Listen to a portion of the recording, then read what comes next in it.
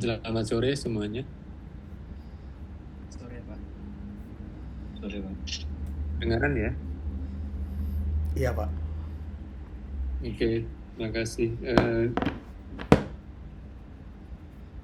Ini kebetulan ada acara di luar Jogja, dan menurut Bu Rini kelas sebelumnya online, jadi saya juga ikut online sekalian. Mungkin nanti setelah ini minggu berikutnya bisa offline. Saya melanjutkan Pak Retantio ya, Prof. Retantio. Kalau menurut beliau ini belum yang topik teknik perancangan algoritma dengan divide and conquer. Benar ya, belum nih ya? Benar Pak. Ya? Iya Pak, belum ini Pak. Belum ya? Ya. Yang sudah adalah recurrency, dan solving recurrence. Sebenarnya kaitannya kuat antara divide and conquer dengan fungsi rekurensi, karena fungsi efisiensi dari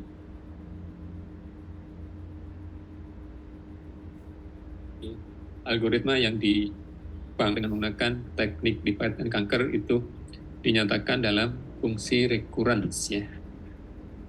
Rekurensi.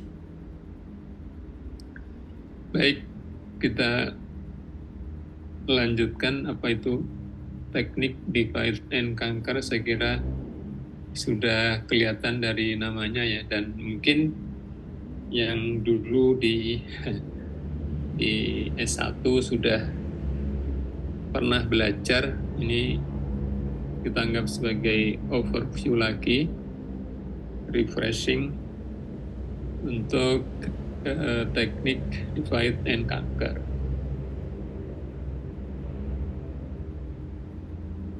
Sebenarnya tujuan dari ini ya, pendekatan ini atau teknik ini adalah untuk penyederhanaan pemerolehan atau mendapatkan sebuah solusi dari masalah yang dihadapi. Kalau di algoritma itu kan yang diselesaikan itu merupakan sebuah masalah ya, yang dinyatakan dengan sebuah instance. Instance, kemudian instance itu akan mempunyai size atau size of instance. Nah, kalau ukurannya besar, maka kemudian dibuat supaya ukurannya itu lebih kecil, sehingga kemudian harapannya mudah untuk dicari solusinya. Dari masalah yang ukurannya besar, kemudian dipartisi, dibagi-bagi, nanti pembagiannya bisa macam-macam ya. Ada yang menjadi 2, ada yang menjadi 3, dan seterusnya. Setiap kali pembagian bisa ukurannya sama, ada ukurannya hampir sama, ukurannya dibuat beda, dan seterusnya. Tapi intinya adalah seperti ini template-nya. Template dasarnya atau template umumnya seperti ini. Kita sebut sebagai sebuah function, sebuah fungsi yang masukannya adalah X. X itu adalah sebuah instance, ya kan? X. Nah, kemudian pertama kali sebelum melakukan partisi, maka akan dicek ukuran dari instance X. Kalau sudah kecil atau dikatakan cukup sederhana, nah nanti ukuran kecil maupun sederhana itu bisa macam-macam ya. Kriterianya tidak ada standarnya, tergantung dari mungkin problem yang diselesaikan. Kemudian dari bentuk instance yang diinputkan sebagai masukan dari sebuah algoritma. Nah, kalau ketika dicek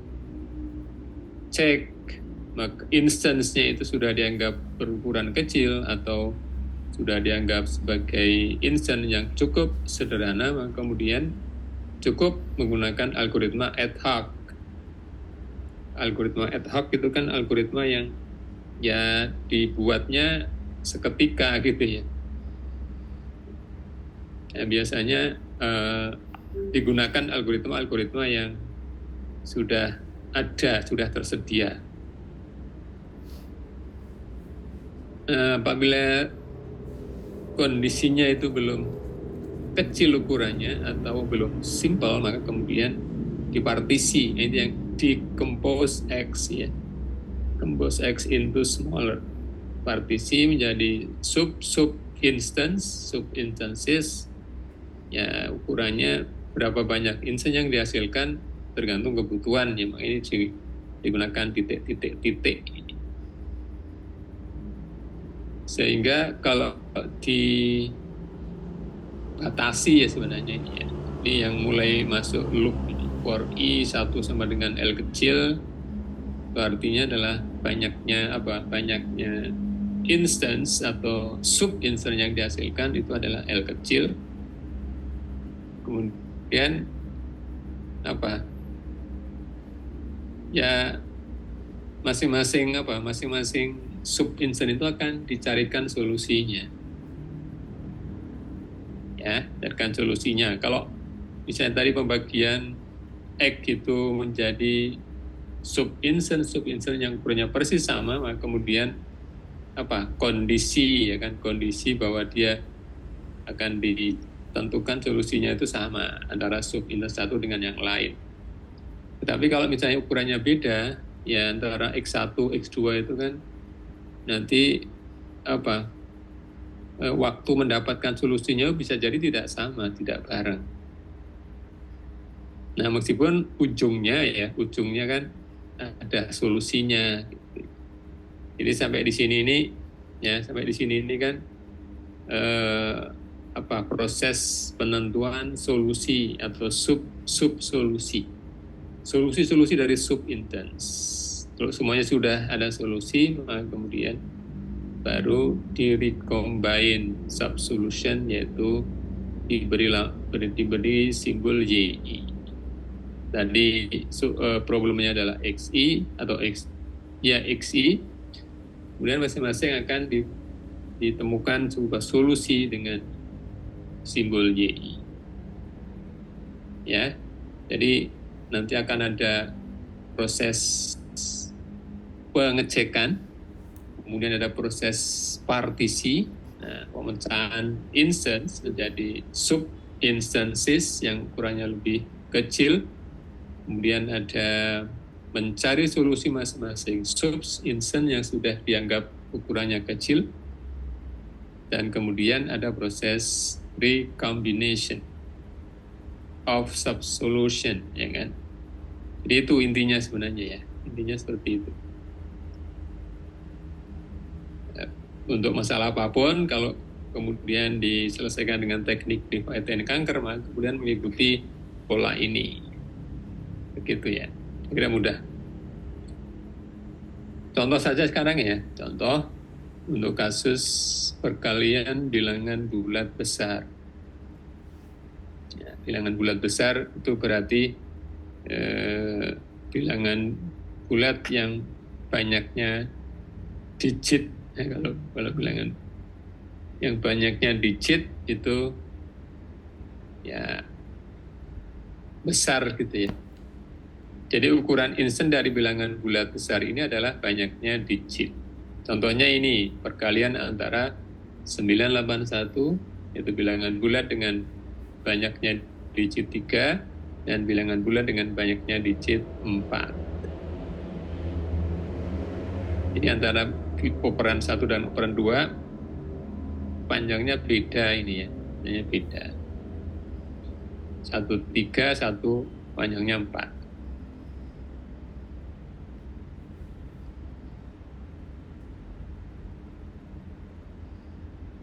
Kemudian di split. Nah, itu tadi mulai melakukan divide ya. masing-masing operan, masing-masing bilangan bulat akan di-split. Proses operasinya kan perkalian ya, perkalian.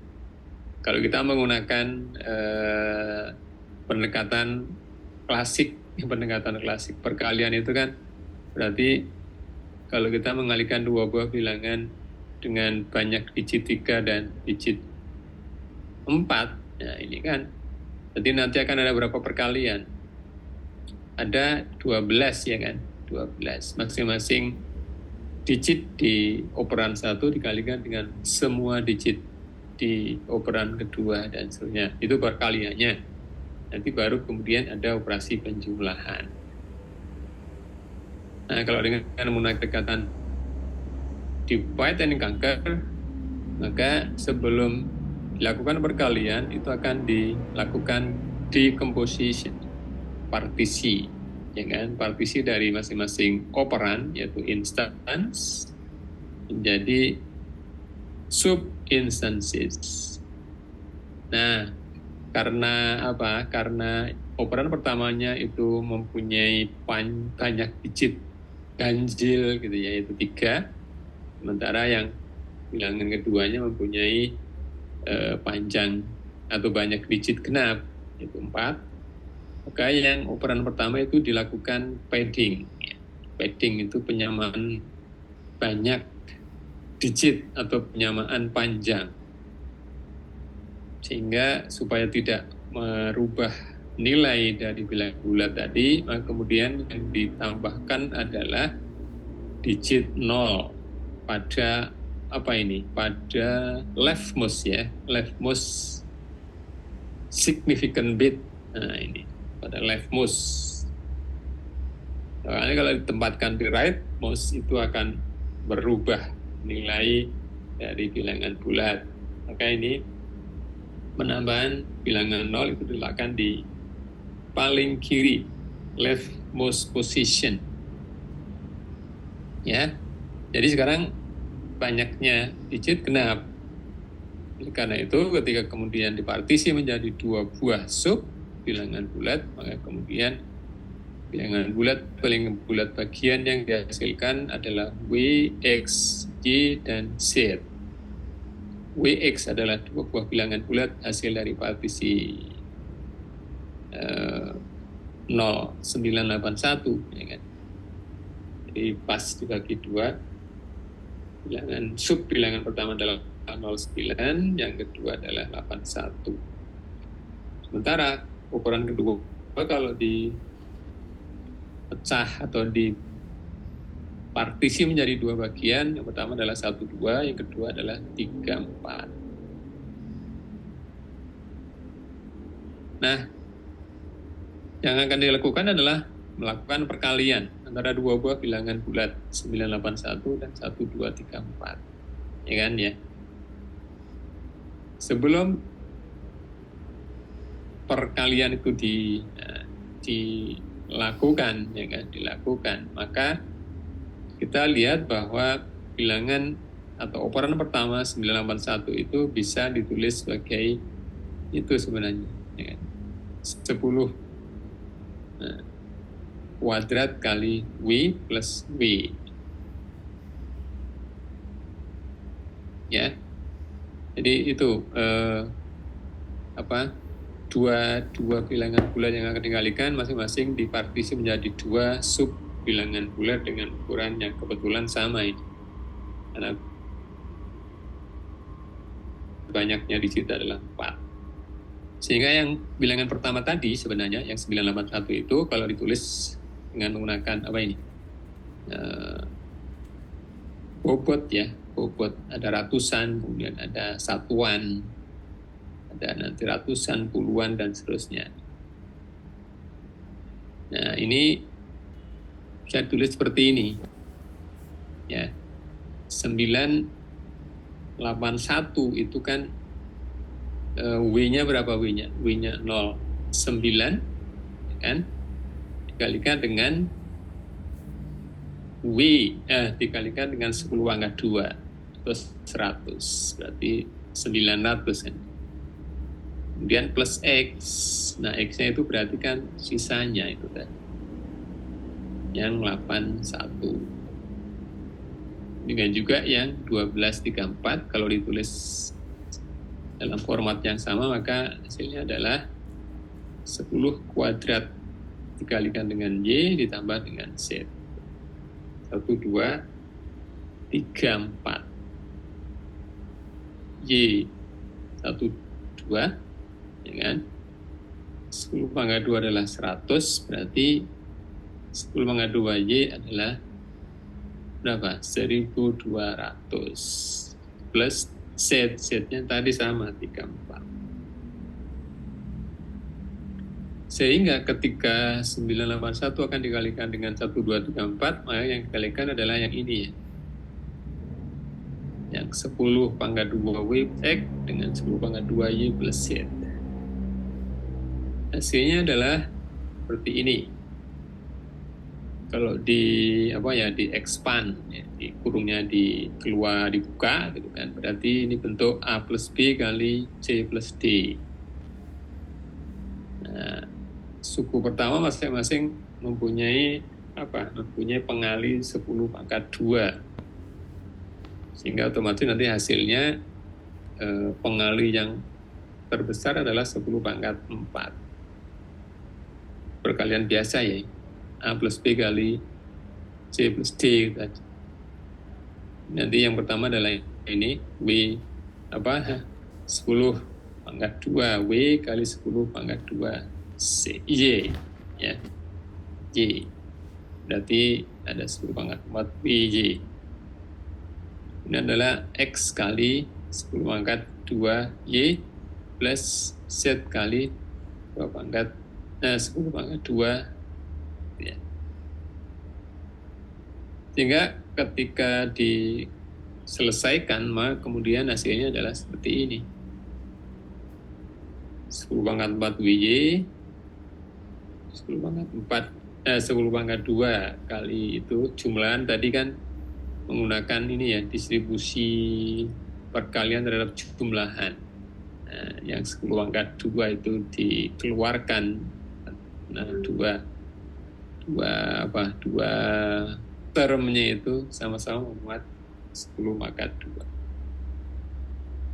Dan 10 pangkat 0 ini ya, 10 pangkat 01 kali XZ. Sehingga kemudian disubstitute nilai-nilai WY, W kali Y, nilai dari W kali Z, X kali Y, X kali Z itu ya, kemudian hasilnya adalah sebuah bilangan. Itu berapa ini? 1 juta ya, 210.555. Nah, kalau kita perhatikan di analisis penerapan ya. Jadi dari perumusan kembali ini, penulisan kembali dari operasi perkalian dua buah bilangan bulat, maka bisa disimpulkan bahwa ternyata perkalian ini masih membutuhkan 4 perkalian yang meskipun ukurannya adalah separuh ya, setengah size ini. Yang mana itu? Ya yang WY, WZ, XY, XZ, ya kan? Itu kelihatan dari ini. Kenapa WJ? WJ itu adalah perkalian dari 2 term dengan separuh size, separuh ukuran.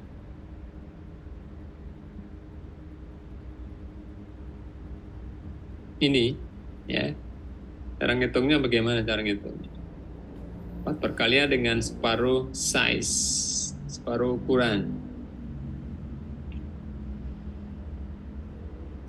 Ini setiap kali iterasi itu size of instance-nya itu kan berkurang separuh atau mendekati ya, atau mendekati.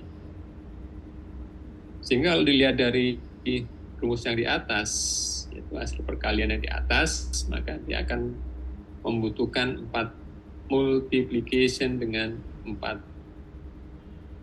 separuh size.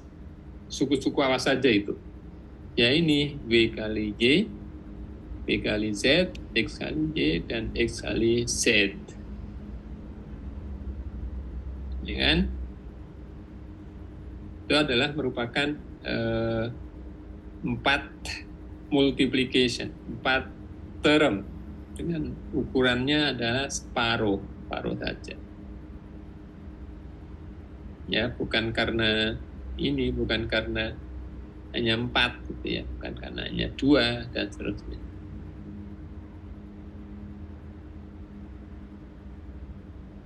Bisa diterima ini ya, yang kasus perkalian 2 bilangan bulat. Ya ini bilangan dengan panjang 4, karena ada 4 digit, ini sudah dianggap besar atau belum itu kan ya relatif ya. Kecuali ada ini patokan standar. Nah, patokan atau standar. Jadi dari proses decompose tadi menjadi berapa? Jadi 4 sub bilangan bulat ya. Sub bilangan bulat yaitu W, X, Y, Z. Nah, kemudian departemen itu akan ini apa namanya? Kemudian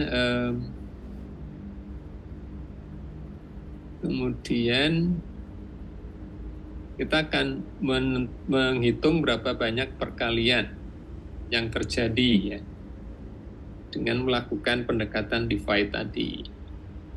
Kalau tidak kan hanya tadi ya ada 12 ya, 12 perkalian. Kemudian jumlahannya juga nanti bisa dihitung.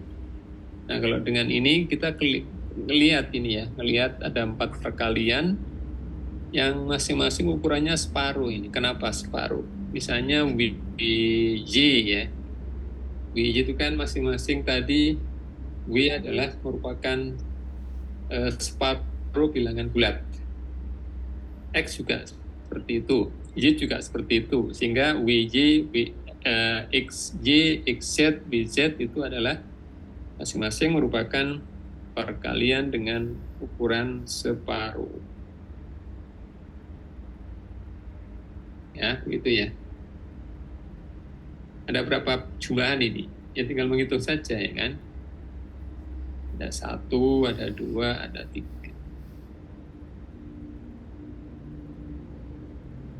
Jadi itu yang kesimpulan awalnya. Oleh karena itu,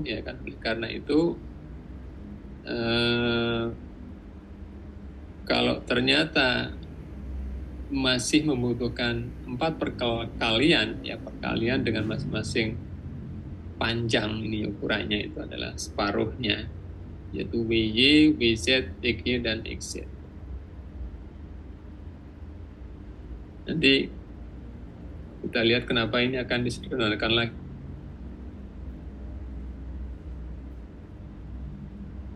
Ada apa yang bisa diturunkan, perkalian tadi kan masih ada 4 perkalian, meskipun masing-masing ukurannya hanya separuh dari operan pertama, operan aslinya ya. Tapi masih layak untuk disederhanakan lagi. Siapa tahu mungkin nanti akan ada pengurangan dalam banyaknya operasi perkalian yang dibutuhkan. Itu kalau ya. Harapannya gitu memang kan. Sehingga di sini ada penyederhanaan untuk mengurangi banyaknya perkalian yang dibutuhkan di dalam perkalian 2 bilangan bulat besar tadi. Ini adalah simplifikasi. Ya. Jadi R itu adalah merupakan perkalian antara 2 bilangan bulat besar. Ya, yaitu menyatakan dengan W plus X, karena W-nya tadi adalah separuh kiri, X-nya separuh kanan. Demikian juga yang Y plus Z, Y-nya separuh kiri, Z separuh kanan. Ya kan? Kemudian dikalikan itu. Y plus X dikalikan Y plus Z. Ya, ini aljabar biasa, maka kemudian hasilnya adalah WY, kemudian ada WZ, ini ya, W yang pertama dengan Z yang terakhir, ada plus XY, nah, kemudian plus XZ, nah ini XZ. Nah, untuk mencocokkan dengan yang tadi, ya itu tadi kan, nah ini ya, nah, suku pertamanya ada WY, sama kan ini ya, WY. Kemudian suku keduanya itu ada 2 ya, sama ini BZ plus XY. Terus kemudian yang terakhir adalah yang XZ. Itu dibuat sedemikian rupa menyerupai yang tadi ya, yang mirip dengan ini. Ya. Bagaimana menyederhanakannya?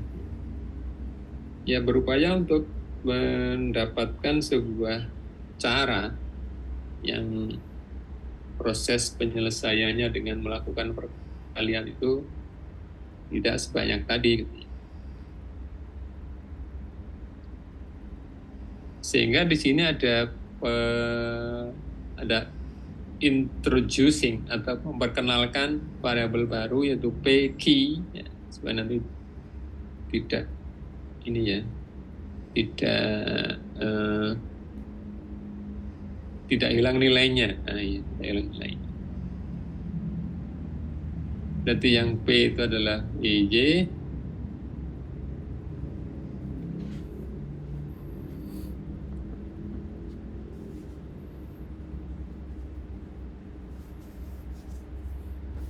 mana tadi ya? Nah, itu perkenalkan variabel PQ.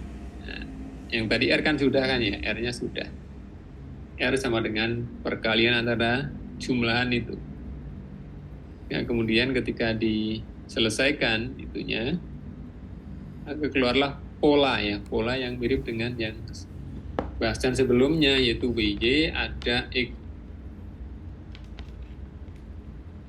WY plus WZ plus XZ. Sehingga ketika WY itu di-assign ke sebuah parameter atau variabel P, kemudian yang XZ itu di-assign ke sebuah variabel Q, ya kan? Variabel Q, maka kemudian tinggal lakukan substitution. W tadi berapa? W adalah separuh bagian kiri kalau yang operan pertama. Y adalah separuh operan kedua, separuh kanan ya berarti 12. Sehingga kemudian nilai dari P bisa dihitung. Dan juga yang nilai KT.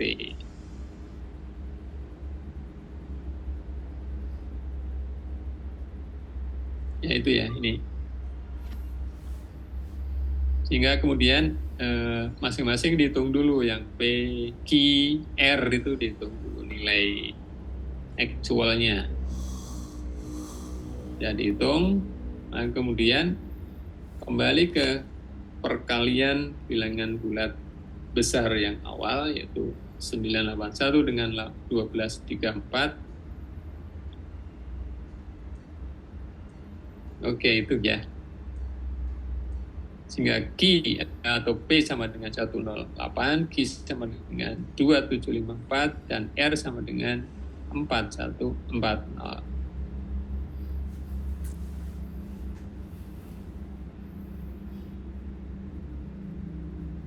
Sehingga ketika itu di-expand yang R-nya, ya, di-expand, akan W plus X itu berapa W plus X? Ya tinggal menjumlahkan. W-nya adalah 09, kemudian X-nya 81. Berarti X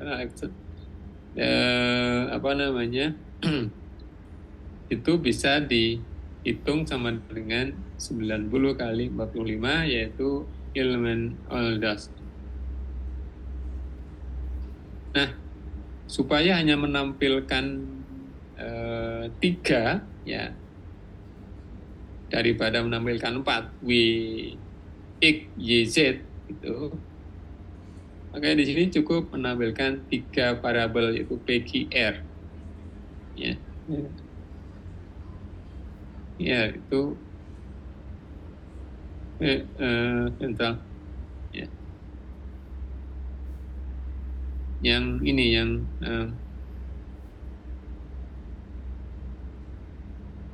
hasilnya sama dengan yang tadi, itu 4140 kan ya. Yang ini R-nya, tapi ya R-nya itu kemudian ketika dimasukkan ke dalam bentuk yang penyederhanaan ini ya, jadi P tadi adalah WY, kemudian Q adalah XZ di sini. Bagaimana dengan WZ plus XJ? Nah, ya kan?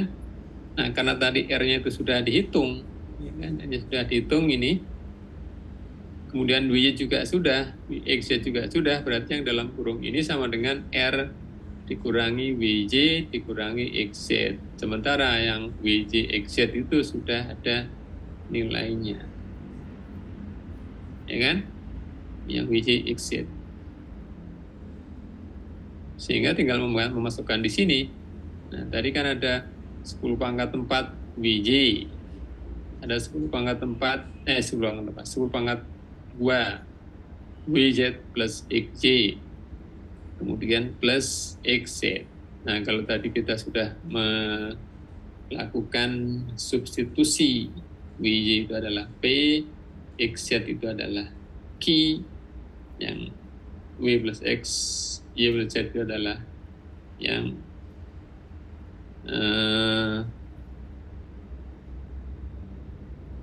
akan diganti dengan itu R minus P minus Q. Karena apa? Karena tadi R adalah WY plus dalam kurung ini plus XZ. Sehingga ketika WY diganti dengan P, kemudian XZ diganti dengan Q, maka yang ada dalam kurung ini akan bisa dihitung dalam suku apa? In terms of PQR gitu, ya kan? Mengganti itu, memanfaatkan sudah dihitung gitu maksudnya, tidak menghitung lagi. Sehingga dengan menggunakan hubungan aljabaran ini, maka yang ada dalam kurung itu sama dengan R, itu yang left hand side, yang sisi kiri dikurangi dengan first, ya, dengan anak pertamanya yang terakhir itu. Jadi kemudian kalau dimasukkan substitusi, ya hasilnya sama dengan yang tadi, yaitu 121.055.4 perkalian 981 kali 123. Bedanya apa bedanya? Bedanya adalah kalau yang di sini itu hanya membutuhkan berapa perkalian?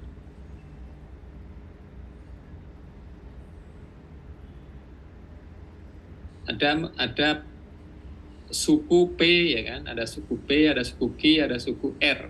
Nah, hanya 3 itu toh. Kalau tadi kan ada WY, ada WZ, ada XY, ada XZ.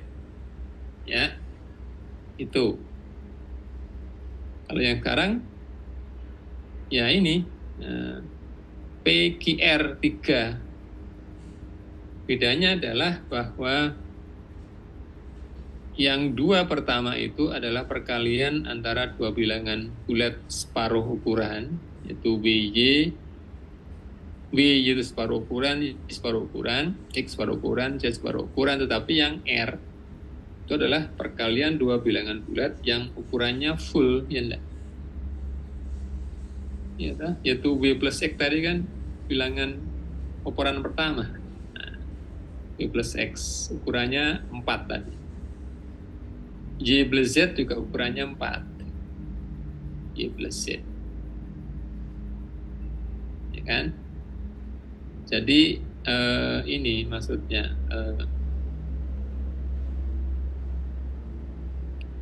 meskipun banyak perkalian itu beda, lebih sedikit dari yang pertama tadi, yang tadi adalah 4 perkalian, tetapi perkalian antara bilangan bulat dengan separuh ukuran.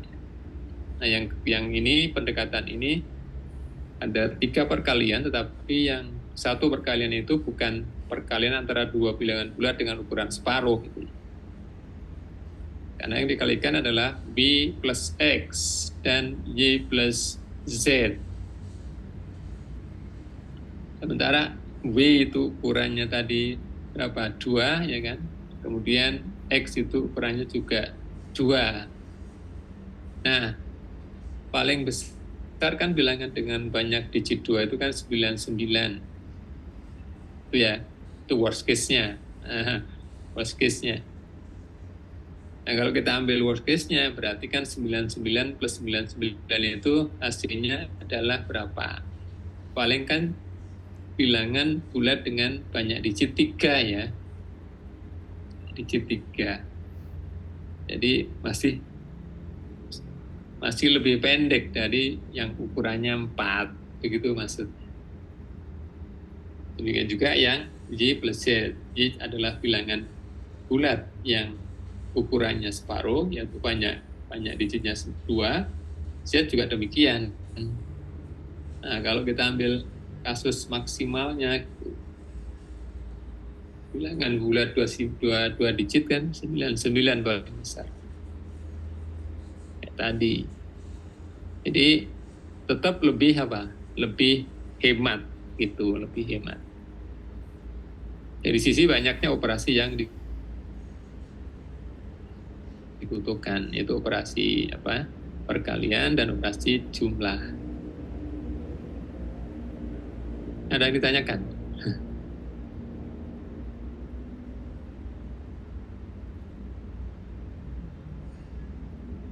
Jadi dari proses partisi kemudian dilakukan operasi, maka dihitung, ya kan? Dihitung berapa banyak operasi yang dibutuhkan. Jadi kan salah satu indikator, ya, indikator efisiensi dari sebuah algoritma adalah dari sisi banyaknya operasi yang dibutuhkan. Karena kalau semakin banyak operasi yang dibutuhkan, maka kemudian waktu yang dibutuhkan pun juga semakin besar. Jadi tidak efisien lagi.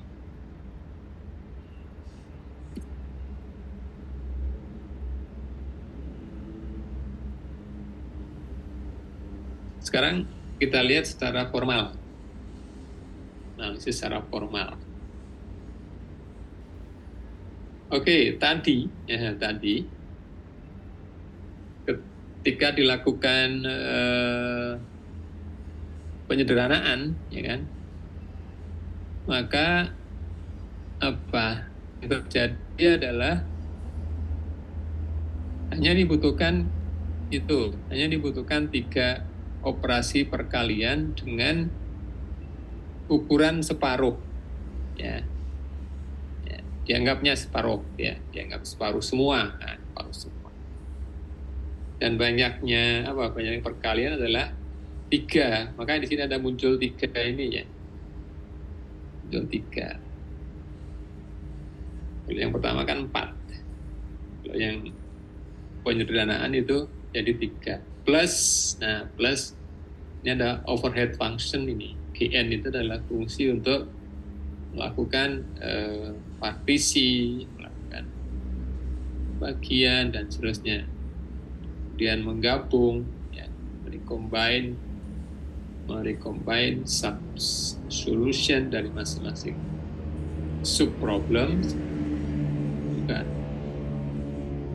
Sehingga kalau kemudian dibandingkan dengan apa? Dengan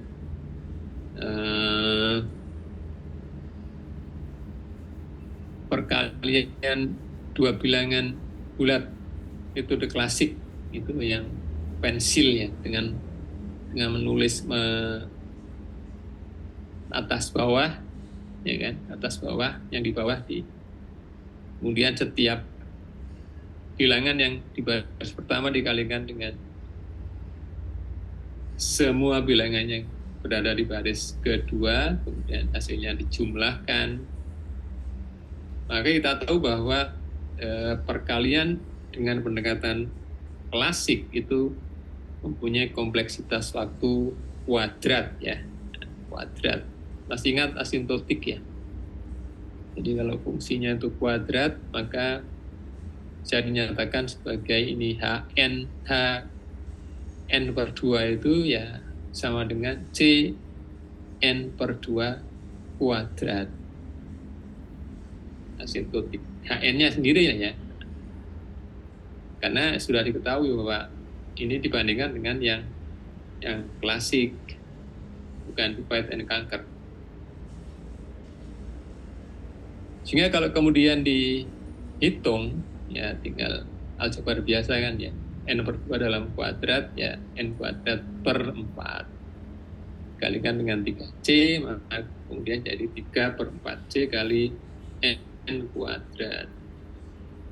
G-nya tetap, suku keduanya G-nya tetap. Nah, kemudian muncul karena C itu adalah konstanta. Ya. Maka kemudian dia bisa dianggap sebagai sebuah pengali, multiplier di dalam notasi asintotik.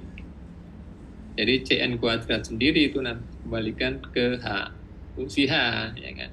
Tapi bukan H per 2, bukan Hn per 2, melainkan Hn saja. Karena apa? Ini kan Cn kuadrat ya. Cn kuadrat sama-sama C pengalinya, tetapi kemudian yang dikuadratkan adalah N, bukan N per 2. Maka bukan H dari N per 2, melainkan H dari N saja. Dan apa? Plus Gn. Sehingga kalau Hn sama dengan C kali N kuadrat, ya berarti sesuai dengan asymptotic notation, maka Hn, ya Hn yang ini, itu sama dengan C N kuadrat. Ya, nah, terus kalau kemudian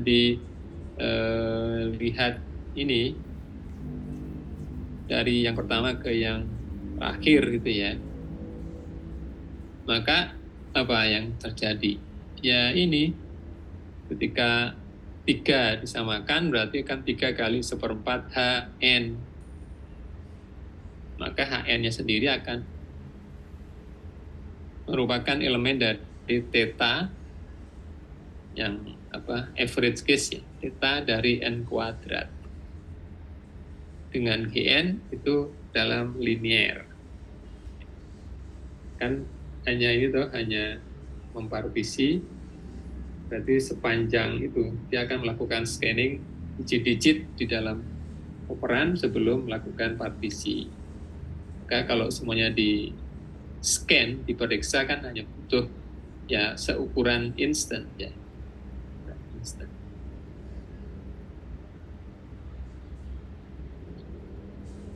Oke, sehingga secara formal teori asymptotic atau asymptotic notation gitu ya.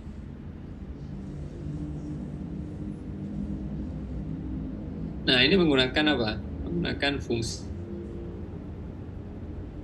efisiensi T ya. Kemudian ada relasi ini less than or equal. Ada 3 suku ya, ada 3 suku. Suku pertama adalah T dari floor N per 2. T kedua adalah floor dari N 3. Aduh.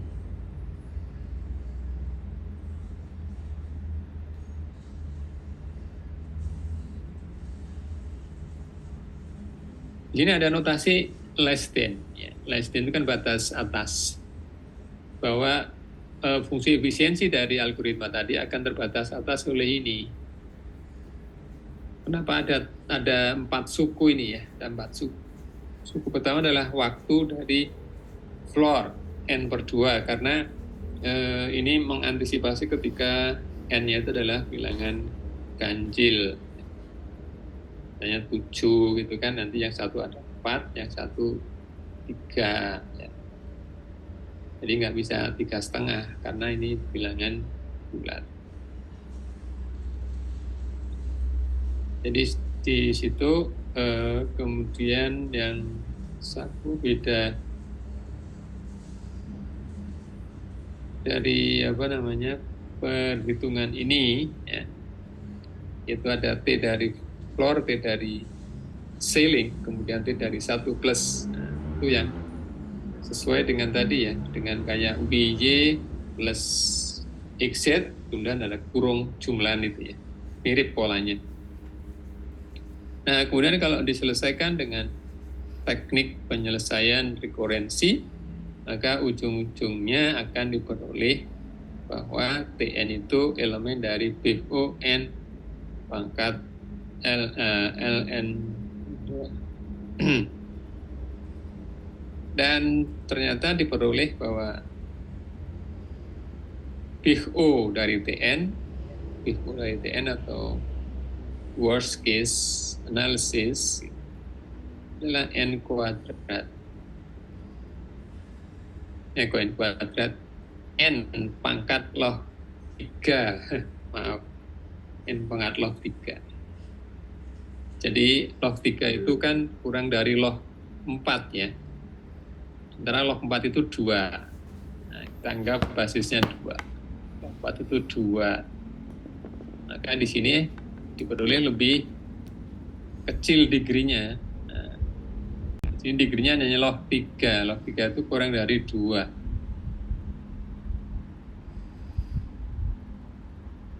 Itu ya. Ini makanya log 3 dibandingkan dengan 2 kan lebih kecil log 3. Jadi sebuah algoritma itu lebih efisien ketika order ya, namanya complexity ordernya itu lebih kecil. Nah, order biasanya dinyatakan ditengarai atau ditandai pada pangkat terbesar di dalam polinomial. Nah, ini polinomialnya ada satu suku ini ya, yaitu n pangkat log 3. Ya, satu-satunya adalah itu yang akan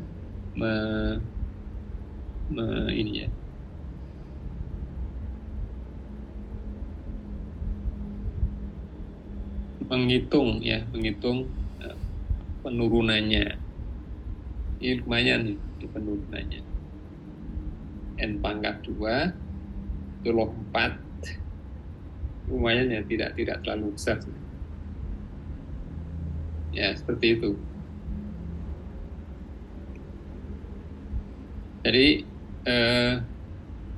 kelihatan ya bahwa hasil fungsi efisiensi dari sebuah algoritma yang dibangun dengan menerapkan teknik divide and conquer itu dinyatakan dalam fungsi rekurensi. Itu fungsi yang proses perhitungannya melibatkan atau melakukan pemanggilan terhadap fungsi itu sendiri, itu rekurensi, dengan masukan yang biasanya lebih kecil ukurannya.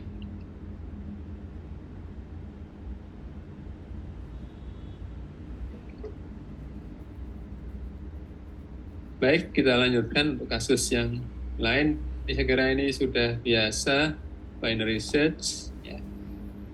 Pencarian data atau nilai dalam sekumpulan nilai yang lain, ya.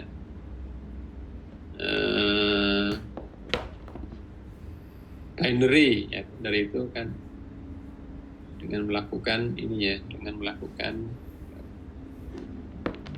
pembagian terhadap searching area yang biasanya dinyatakan dalam sebuah linear array, hingga dengan demikian maka pencariannya itu bisa diarahkan, gitu ya.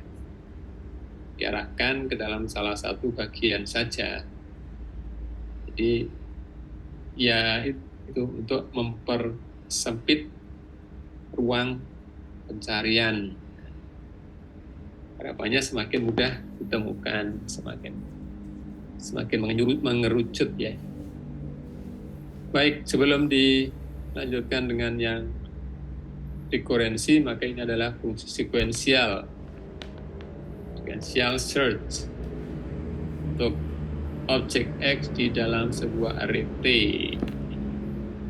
Saya kira tidak terlalu sulit ya, hanya satu statement saja, yaitu sebuah loop.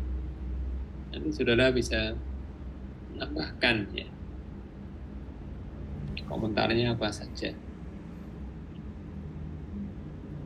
Nah, kalau dilihat dari sudokutnya ini, ya ketika elemen yang ada dalam array T di indeks I, yaitu TI, lebih dari sama dengan del, ya. Lebih dari sama dengan X yang dicari X-nya. Yang dicari X-nya.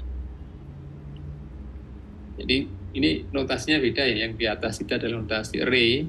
Jadi diawali dengan array pertama, ya biasanya 1.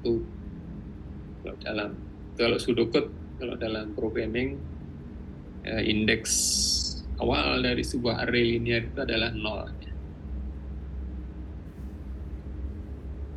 Tapi kalau yang di bawah ini dengan 1 indeks itu berarti dia merupakan individual elemen di dalam T besar pada posisi I itu dengan indeks. Maka bisa dibandingkan dengan X. X adalah harapannya suatu nilai yang dibangun, ya, yang dibangun dari sebuah project.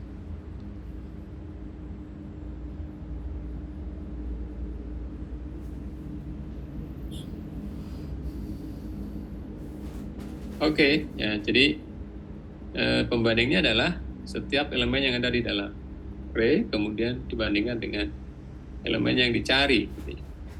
Kalau sequential ya tentunya akan melakukan pembandingan atau scanning setiap elemen yang ada di dalam array dan dibandingkan dengan X sampai ditemukan atau sama, kemudian selesai, ya kan? Tetapi kalau sampai elemen terakhir dalam array T ternyata tidak ada yang menyamai nama, ya selesai, ya kan ya. Nah, ini ketika sampai di N misalnya, kemudian Tn, ya kan, ketika I-nya N kan ya Tn lebih dari X. Nah, kemudian yang dikembalikan adalah I-nya, nilai indeksnya tersebut, dan akan mengembalikan return n+1, artinya tidak ditemukan. Karena apa? Karena indeks terbesar dari X kan, dari T adalah n kecil itu saja, bukan n+1.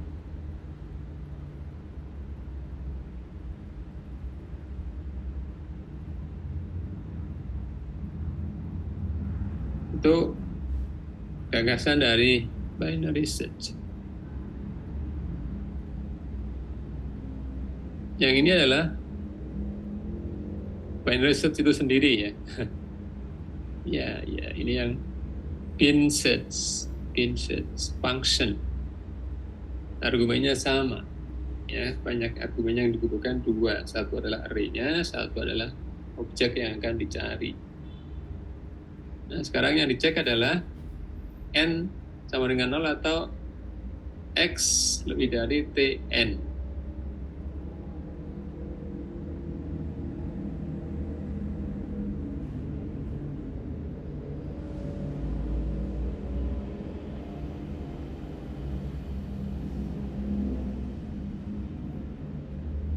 Nah, di dalam bin search itu ada bin rec, binary recurrence, ada bin rec yang argumennya persis sama, yaitu array sama objek yang di search, yang dicari. Yang pertama ini ya, kondisinya yang dicek adalah apakah n itu 0 atau x lebih dari tn. Kalau n-nya 0 ya berarti selesai, tidak ada yang diupdate ya. Nah, kalau misalnya n-nya tidak 0 tetapi kemudian berubah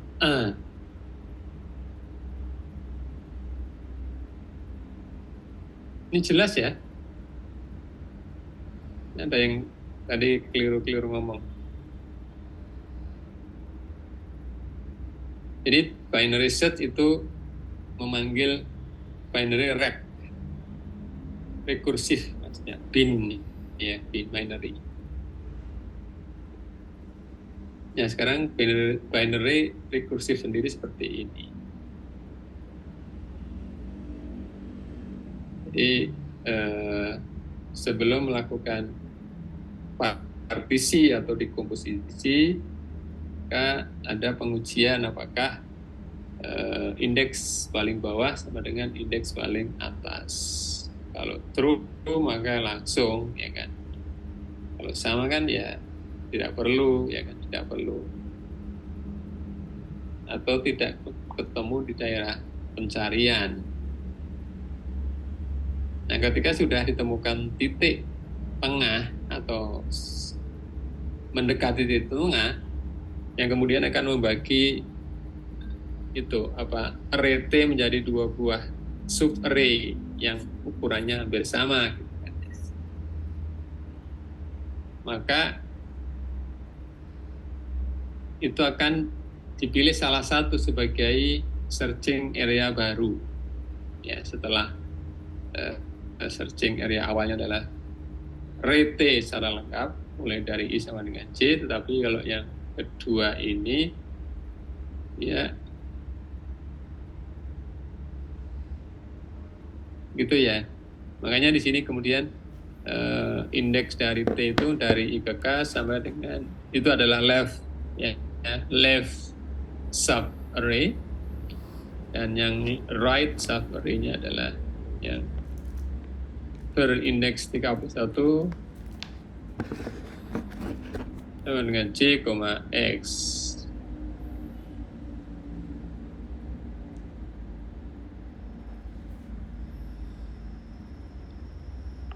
Jadi begitu ya. Yang dicari tetap sama ini. Nah, yang pemanggilan bin rec dengan argumen TIK. K tadi kan titik tengah. Jadi yang kalau K itu adalah merupakan indeks terbesar dari array TIK, ya berarti array TIK itu adalah separuh array kiri dari array T. Sebaliknya, mulai dari K+1 sama dengan J, ya J adalah tadi sebagai indeks terbesar di array T sendiri, mulai dari I, ini juga masih tetap ini ya, terbesar J.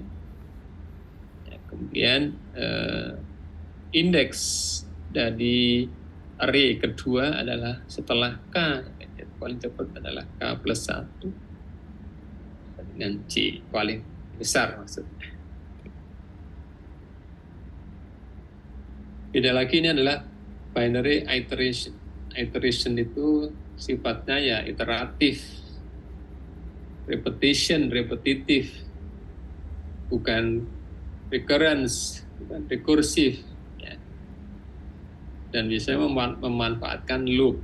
Kalau repetitif, namanya repetitif ya, berulang. Kan? Maka ya itu yang dilakukan.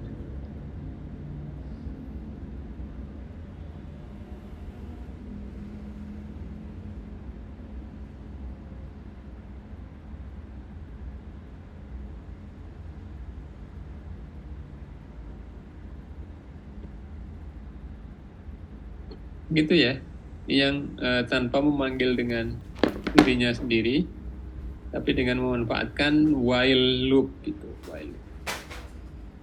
juga ada kondisi. Apakah objek yang dicari itu lebih dari elemen terbesar, elemen terakhir maksudnya. Besar. Nah, ini kalau tadi itu ya, kalau binary search itu syaratnya adalah yang sorted elemen-elemennya, yang terurut, karena memanfaatkan urutan itu untuk menentukan daerah mana, daerah pencarian mana yang akan dipilih selanjutnya. Tanpa adanya sorted elemen dalam array, maka ya keputusan untuk memilih sub-array mana yang akan dilanjutkan itu jadi tidak mungkin.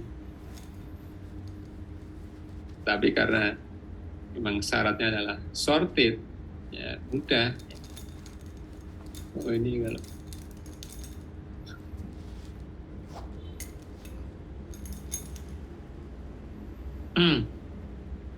jadi ini dikonversi ke iteratif saja, karena terkenalnya kalau rekursi itu mahal itunya, cost-nya. Mudah dibaca ini ya. I adalah indeks awal dibuat 1, indeks akhir dibuat N ini kan. N kemudian dibandingkan dan seterusnya dan seterusnya. Ini adalah pembagian bilangan bulatnya ini ya. Dan bilangan bulat, dan yang di operasi-operasi yang dilakukan adalah pembandingan, kemudian assignment, ini kan assignment ini panah-panah. Pembandingan, kemudian pembandingan, assignment, dan seterusnya.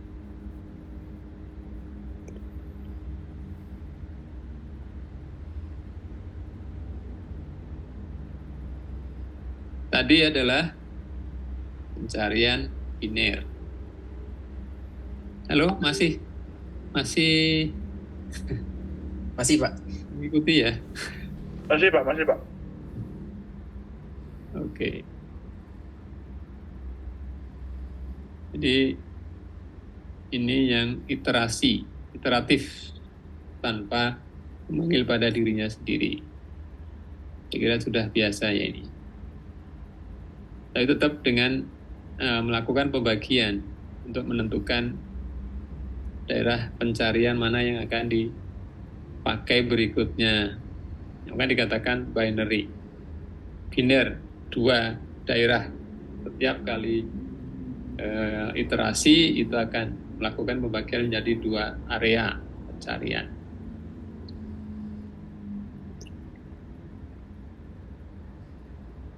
Berikutnya adalah merging. Nah, kalau mergingnya itu ya hasil dari bukan hasilnya, akibat dari decomposing, dari membagi tadi, kemudian di akhir itu harus di merge kembali, di-combine jadi satu. Nah ini apa yang dimainkan ya, yang dimainkan oleh prosedur merge nanti. Nah ini yang dibahas adalah prosedur merge dulu ya ini ya. Tapi sebenarnya merge itu akan dipanggil ketika sudah ada solusi. Ya, solusinya adalah sorted sub-array. Jadi ada biasa ya, ini juga sorting. Sorting itu pengurutan dari searching. Searching itu berarti hasilnya adalah sebuah lokasi di mana objek yang dicari berada dalam array, dalam kumpulan data. Kalau sorting kan hasilnya adalah sebuah array yang sama sebenarnya, cuman urutan dari elemen di dalamnya berbeda. Ya. Tidak merubah, tidak menghapus, tidak mengupdate, tidak menambah, tidak, hanya mengurutkan. Teknik apapun ya, sorting itu banyak sekali tekniknya. Tapi ini adalah sorting yang menggunakan teknik atau pendekatan divide and conquer. Ya, Ya, ada yang sorting by counting, itu ada. Ada sorting by pivoting, pivoting. Ada yang radix, ya, ada yang radix, ada yang quick, dan seterusnya. Banyak. Ya, ada insertion sort, ada selection sort. Itu di algoritma sudah. Tapi yang ini adalah prosedur pengurutan dengan memanfaatkan atau dengan pendekatan divide and conquer.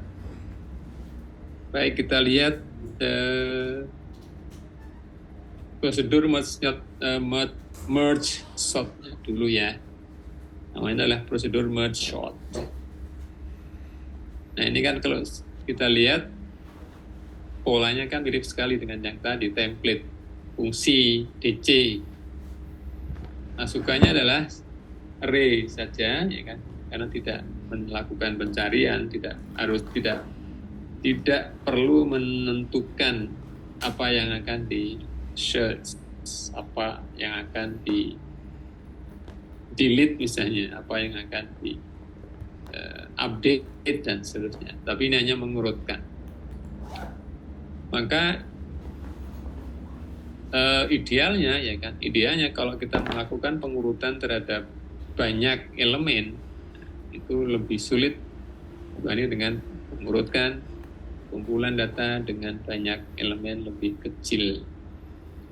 Maka ini kemudian juga termotivasi dengan pembagian instance. Syarat pertamanya adalah bahwa N itu tidak kecil. N-nya tidak kecil supaya apa? Supaya kemudian melakukan yang else itu.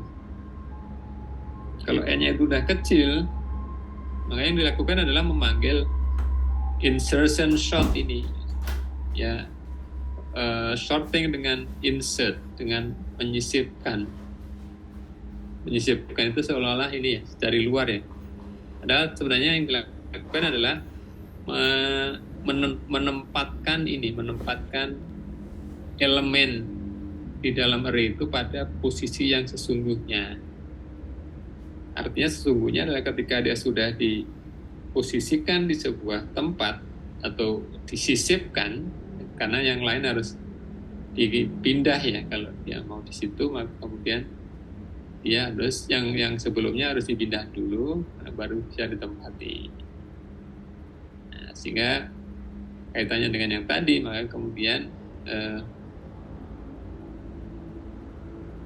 ada pengecekan ukuran dari array yang akan diurutkan elemen-elemennya. Bagaimana memecahnya? Ya mudah seperti biasa ya kan. Jadi kalau misalnya yang diambil adalah bagian else, nah kemudian harus sudah mulai menyiapkan itu, menyiapkan di array bagian ya, array bagian. Nah di sini ada 2 array bagian hasil partisi ya, dari 2 buah dari array T tadi. Jadi yang pertama adalah menyiapkan array-nya U itu dan V ya. Sudah lihat itu U itu indeks awalnya 1 ya.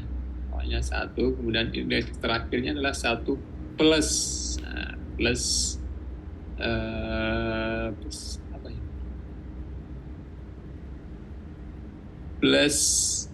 floor. Nah, plus floor N per 2.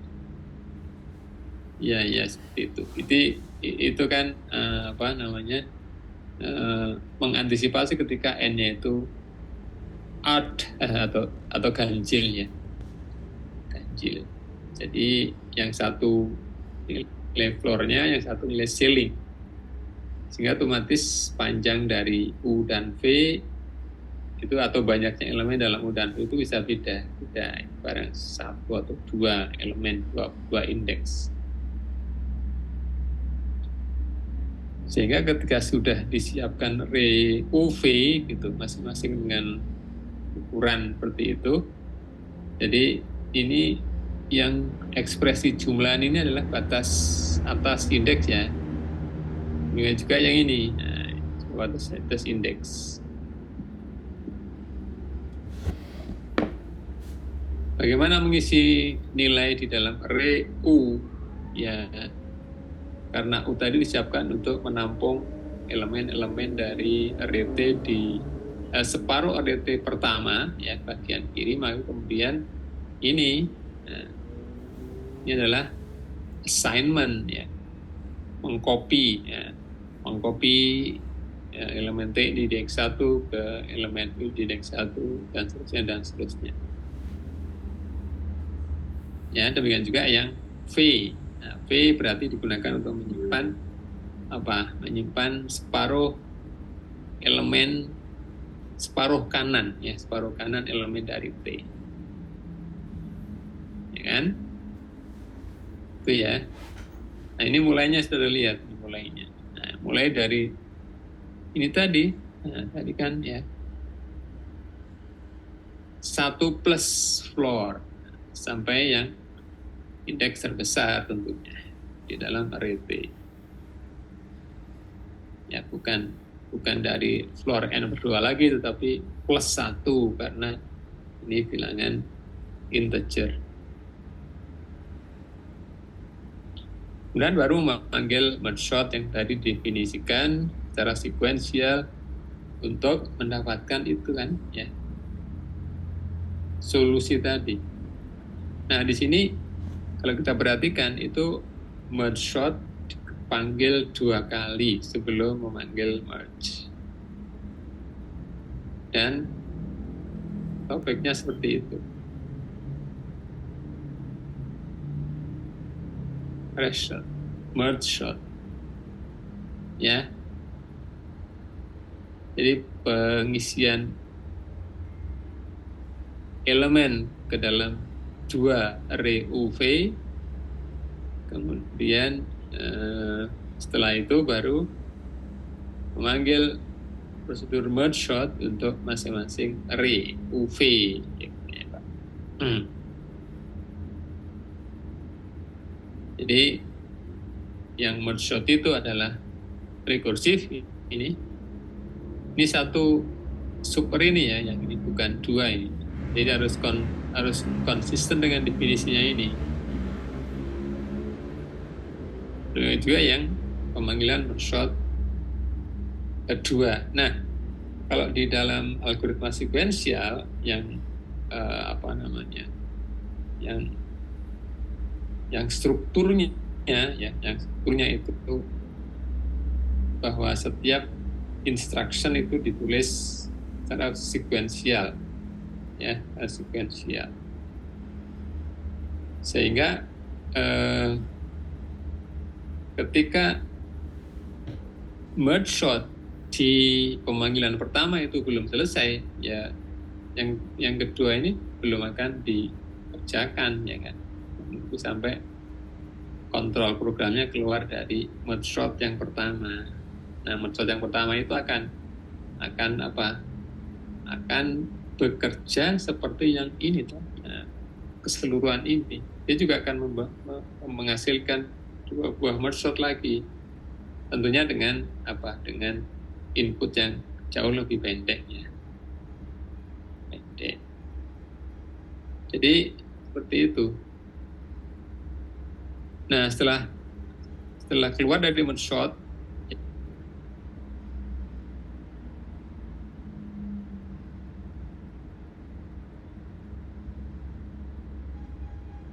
ya kan? Tapi yang digunakan adalah yang V.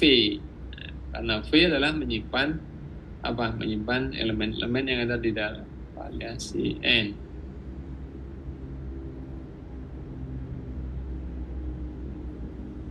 Ya, jadi seperti itu. Dia akan menunggu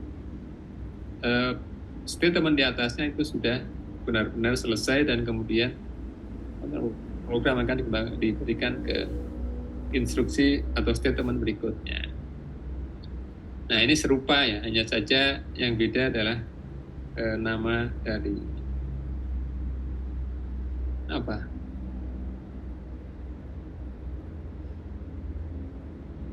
Dari apa?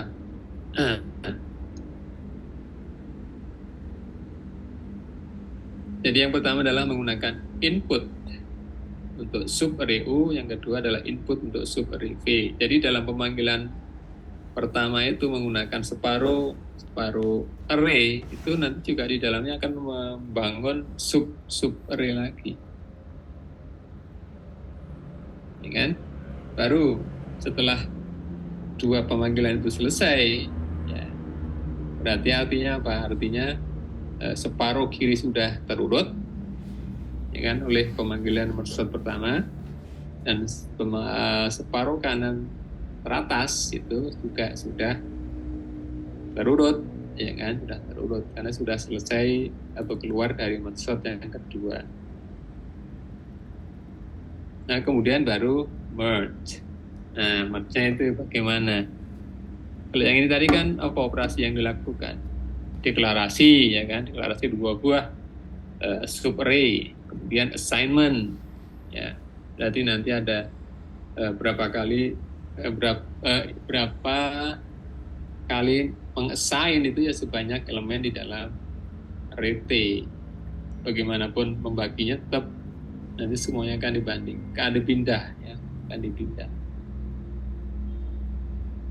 Baru kemudian yang terakhir adalah memanggil prosedur merge saja yang argumennya ada 3 UVT. U itu dari yang tadi, ya, hasil pembagian awal dari array T, V juga demikian bagian kanan, dan V sendiri.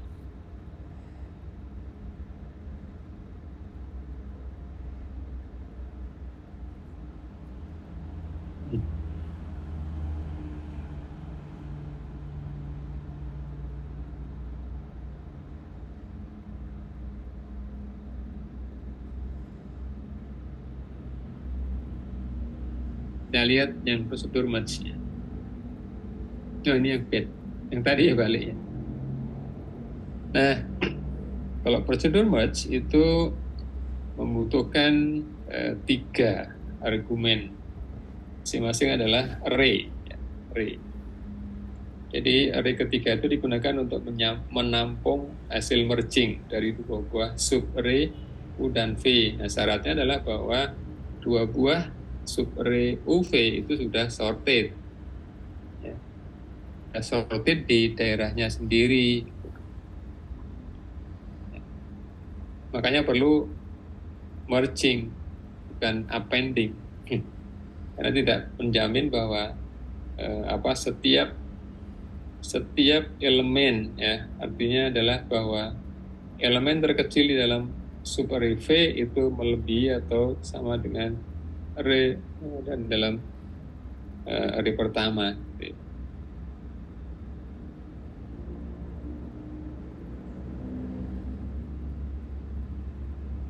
Ya. Oke, itu ya. Jadi T itu adalah digunakan untuk menyimpan tadi semua elemen yang di-assign ke U dan ke V, tapi kalau yang hasil assignment dari itu kan belum sorted, justru kemudian disorted semuanya, ya kan?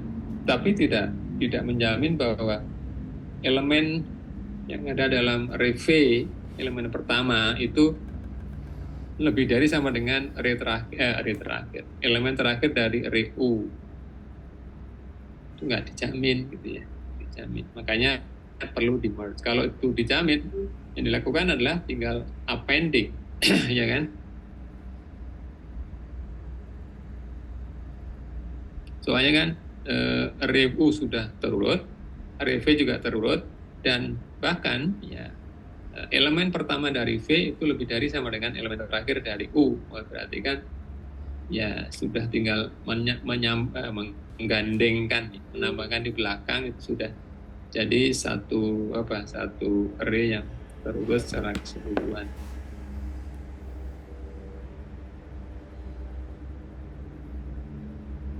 Nah, itu baru pembagiannya ya. Kemudian ini ada tambahan ya. Tambahan namanya itu adalah sentinel. Yaitu sebuah variabel, ini variabel tunggal ini ya sebenarnya ya. Karena hanya satu tempat.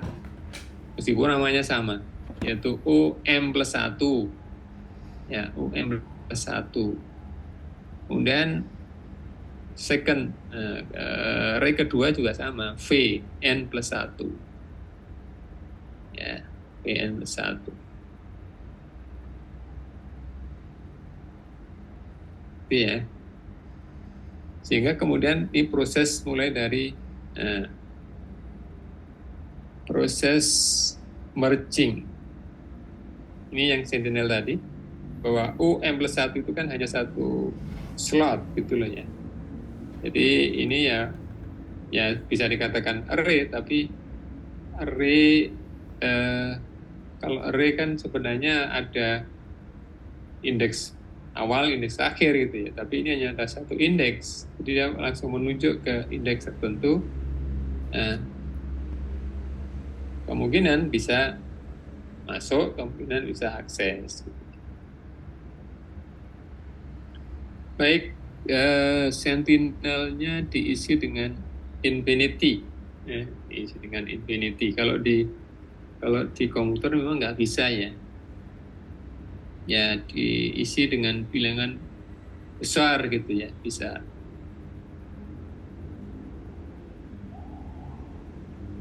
Itu ditempatkan di sentinel, di posisi terakhir masing-masing super U dan V. Setelah diberi nilai infinite, nah kemudian mulai M plus N.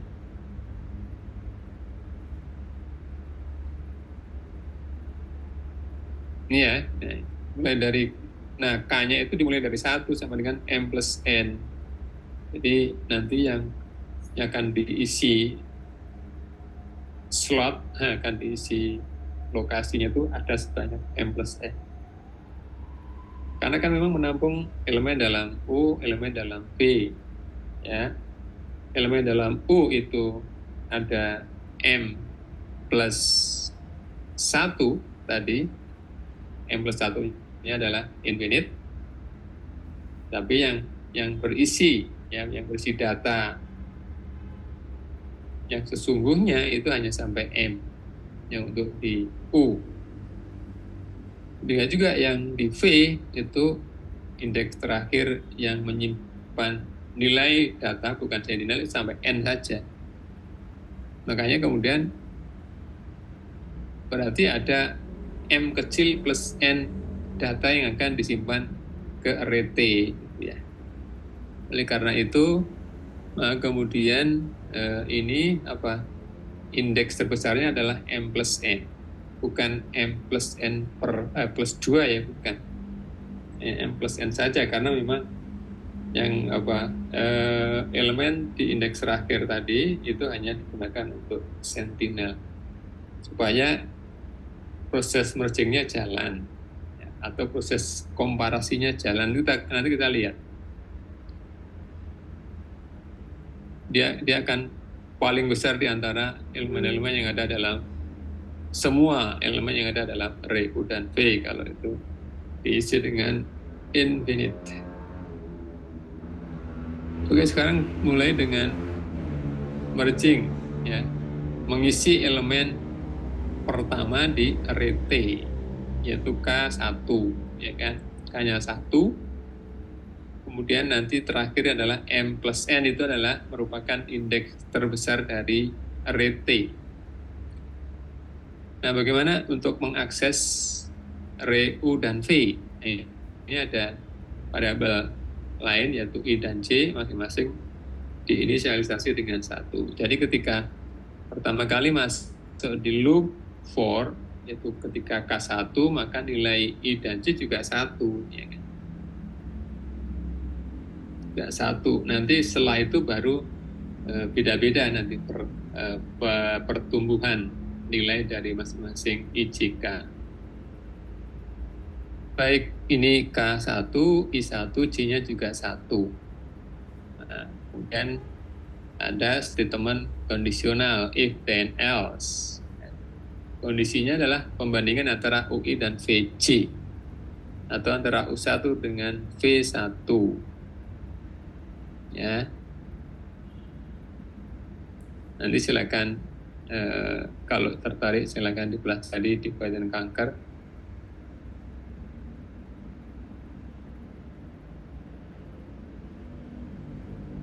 Itu ya. Nah, keputusannya adalah pada nilai yang ada dalam UI dan VJ.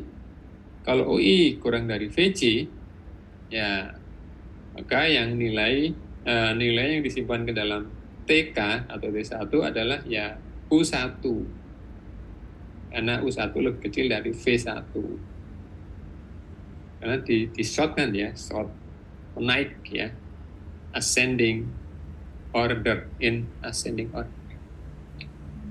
Dan setelah UI itu disimpan atau gampangnya dipindah ya ke TK, maka kan dia tidak akan diakses lagi.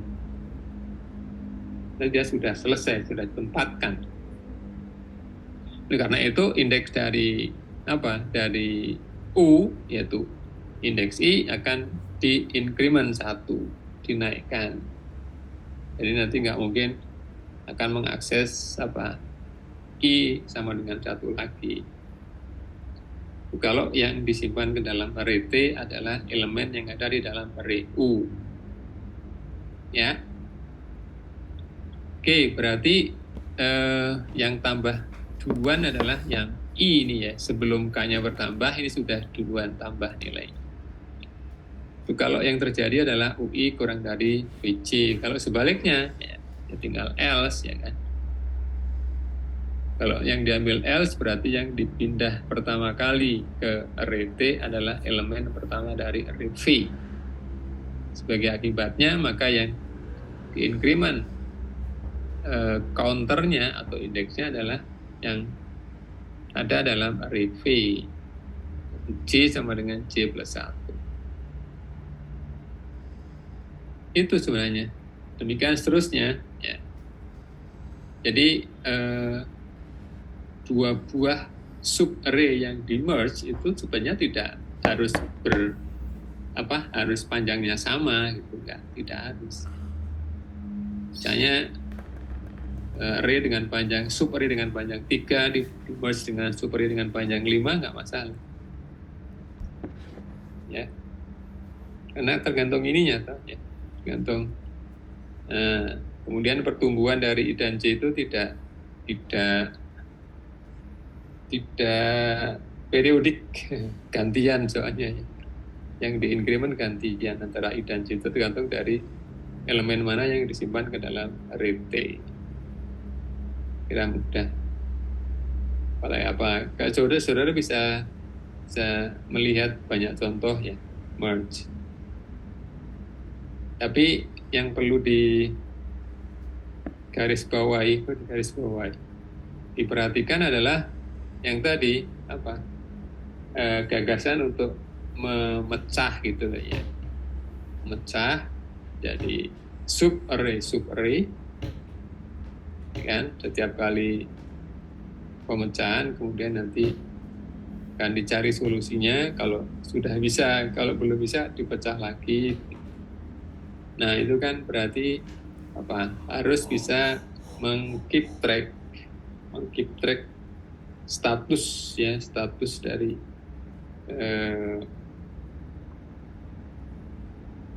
pengerjaan algoritmanya. Itu. Kalau mau mencoba sendiri ya bisa dengan membuat contoh array, misalnya panjangnya misalnya berapa, 9 kan kalau dibagi kan tidak persis sama, nggak masalah. Nah, satu panjangnya 4, satu panjangnya 5, atau dibalik 1, 5, 1, 4. Nanti yang 5 masih panjang ini untuk diurutkan, pecah lagi jadi 32 gitu misalnya ya. Yang 4 menjadi 22. Nah, kalau ukurannya sudah 22 itu sebenarnya sudah mudah, tinggal men-swap gitu kan ya. Kalau misalnya yang sebelumnya lebih dari yang sesudahnya itu tinggal di-swap.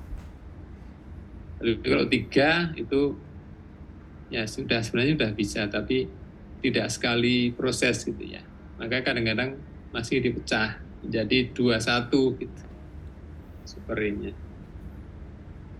Itu untuk mendapatkan ini ide dari tadi proses decomposing dan kemudian proses merging.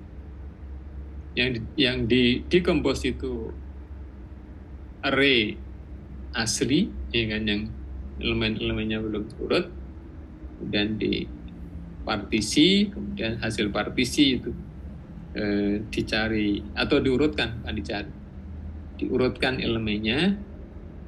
Setelah semua sub array yang dihasilkan itu sudah sorted, kemudian dilakukan word service, ya.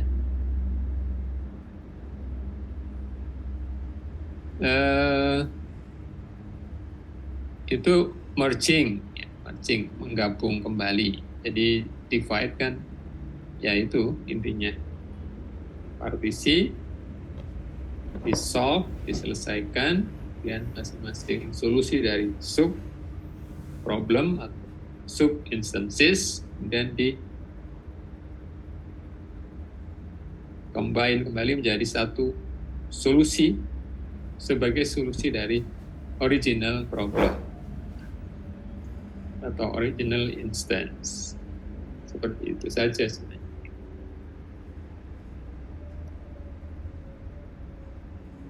Ya. Sorting by merging. Nah, ini contoh sama-sama merge, ya, sama-sama merge, tetapi diberi nama bed merge sort. Yang strukturnya persis, ya, persis, tahapan-tahapannya persis, ya kan? Tahapan-tahapan persis, banyaknya argumen juga persis sama. Kenapa dia dikatakan sebagai bad merge sort yang jelek? Jelek berarti tidak efisien, ya. Tidak efisien, paling tidak ini waktu yang dibutuhkan lebih lama, lebih besar. Kenapa kira-kira? Kenapa dia disebut sebagai bad merge? Bad merge. Bad merge ini, bad merge sort ini adalah recurrence. Yang merge menggunakan tadi, ya, sama itunya. Ya, prosesnya persis sama, tergantung inputnya. Nah, ini yang membedakan inputnya adalah karena dia menerima output dari bad merge sort, kedua bad merge sort. Satu lagi nih contoh, ya, satu lagi contohnya. Saudara perhatikan nih ya,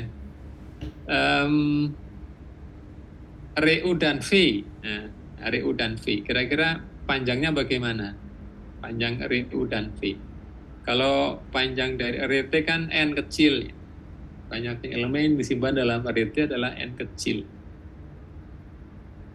Kemudian bagian else, ketika kondisinya itu false, berarti n kecil belum small enough, kemudian menyiapkan dua buah array U dan V seperti yang tadi, ya.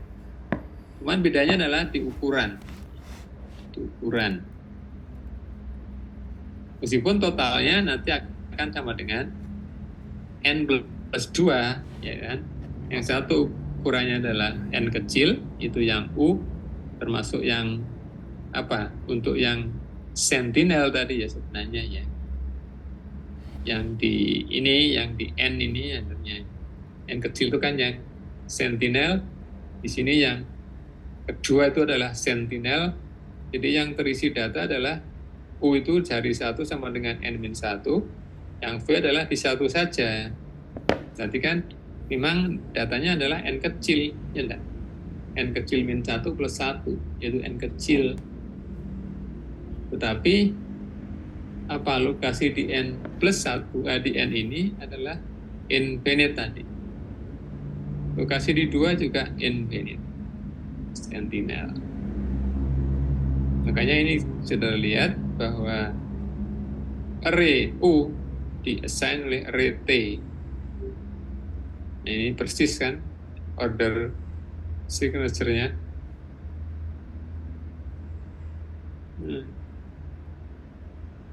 Jadi yang membedakan itu bahwa pengurangannya itu bukan setiap kali iterasi itu berkurangnya adalah separuh-separuh, melainkan satu-satu itu. Ya enggak? Nanti ketika ini ya, yang pemanggilan bad merge sort pertama itu kan panjangnya adalah N-1, karena dari 1 sama dengan N-1. Tapi yang bad merge kedua itu hanya satu elemen, dari 1 ke 1. Nah, 1 ke 1. Artinya yang ini sudah selesai ini, karena hanya elemen sendiri. Mudah sekali mengurutkan, ya kan? Nah, maka yang masih dilanjutkan adalah yang ini. Jadi ini nunggu yang bad merge sort pertama selesai. Itu yang mencoba mengurutkan elemen N-1 pertama. Nah, yang bad merge sort kedua itu hanya mengambil elemen terakhir, satu elemen saja. Jadi dia nggak ada pekerjaan untuk sorting. Nah, apa yang perlu bisa cuma satu, ya kan? Nah, itu demikian seterusnya. Maka yang masih jalan adalah bad merge sort pertama. Ya, karena masih N-1 maka belum small enough. Kemudian dipecah lagi. Apa hasilnya? Ya 2 buah subarray. Misalnya U1, V1 gitu. U1 indeks pertamanya 1, indeks keduanya N-2. Nah, yang pertama kurang 1 kan ya. Kemudian yang V itu 1, 2. Ya. Yang ini ya. Ini sudah selesai nih ya. Yang ini. Ini nanti yang V-nya itu ya.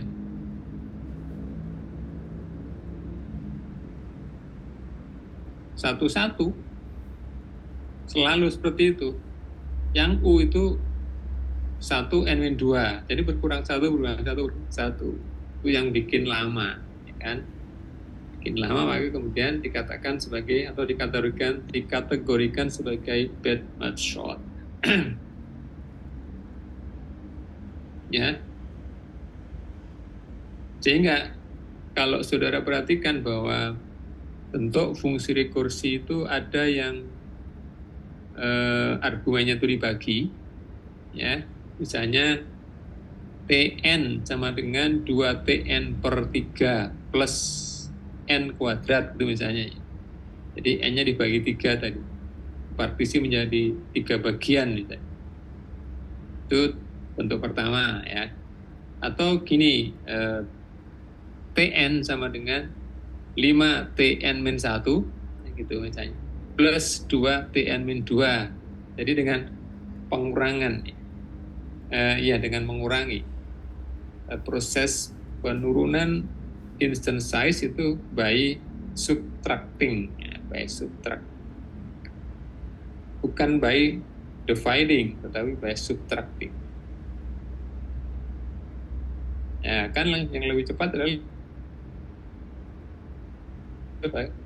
by dividing, dengan membagi, lebih cepat untuk mendapatkan ukuran instan yang lebih kecil di 2 arah gitu ya, bukan di 1 arah seperti ini. Kalau ini kan -1, maka yang sebelah kiri masih panjang ya, masih besar sekali.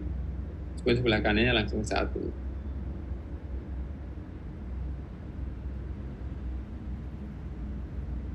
Begitu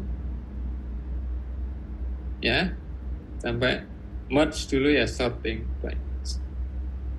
Apa ada yang ditanyakan? Ini mungkin agak ini ya, ada kadang kata-kata saya yang salah ya. Ini masih di luar Jogja. Saya izin untuk online. Aman Pak. Ya? Enggak, aman Pak. Aman. Aman. Dan ini mudah ya, masih mudah dipahami.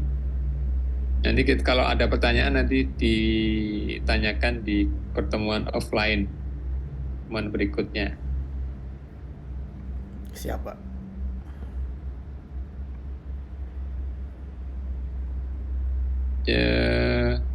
Itu ya, untuk yang teknik pembagian divide, kemudian conquer itu ya menaklukkan masalah kan menyelesaikan masalah.